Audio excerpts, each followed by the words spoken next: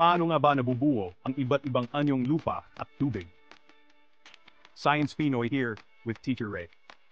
Ang mga anyong lupa at tubig ay nabubuo sa paglipas ng panahon sa pamamagitan ng iba't ibang likas na proseso na may kinalaman sa mga puwersa tulad ng tectonics, pagguho at sedimentasyon. Kabundukan. Kadalasang nabubuo ang mga kabundukan sa pamamagitan ng tectonic activity. Kapag nagbanggaan ang mga tectonic plate, itinutulak nila pataas ang crust ng daigdig na bumubuo ng hanay ng mga bundok. Ang mga bulkanikong bundok ay nabubuo naman kapag pumutok ang magma mula sa ilalim ng lupa at tumigas na bumubuo ng mga patong sa paglipas ng panahon. Lambak. Nabubuo ang mga lambak sa pamamagitan ng pagguho o paggalaw ng tectonic plates.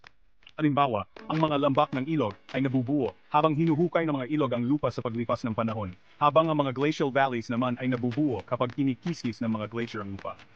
Ang rift valleys ay nabubuo kapag nagkakahiwalay ang mga tectonic plate na nag-iwan ng mababang bahagi sa pagitan ng dalawang mas mataas na blok ng lupa.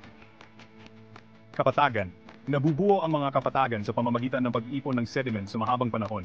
Madalas mula sa mga ilog na nagmumula sa kabundukan na nagdadala ng mga eroded na material na kalaunan ay nananatili at bumubuo ng patag at matabang lupa. Disyerto. Karaniwang nabubuo ang mga disyerto sa mga lugar na may mababang pag-ulan, dulot ng rain shadow effect mula sa mga kabundukan o sa kanilang kinaroonan sa mga high-pressure zones na pumipigil sa pagbuo ng mga ulap na may dalang moisture. Talampas.